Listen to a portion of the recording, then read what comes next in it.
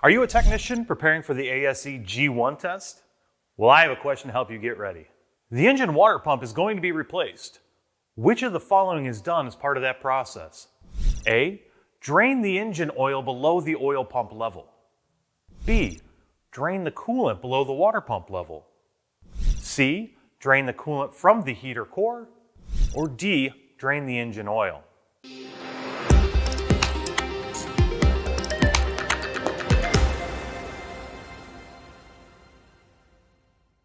This video is sponsored by Carter, manufacturers of water pumps and fuel pumps since 1909. Visit carterengineered.com to learn more. The correct answer is B. The water pump circulates antifreeze or coolant through the engine to prevent the engine from overheating during operation.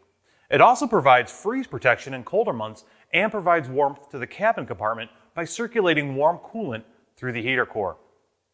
The engine oil does not need to be drained to service the water pump, as oil and coolant have two separate purposes and the two fluids are not mixed in the engine. Draining the coolant to below the water pump prior to service will ensure coolant does not leak all over the floor and throughout the engine compartment. The heater core is typically mounted higher in the cooling system and will be drained of coolant when lowering the level for water pump replacement. I'm Joe Keen. Thanks for watching. We'll see you next time.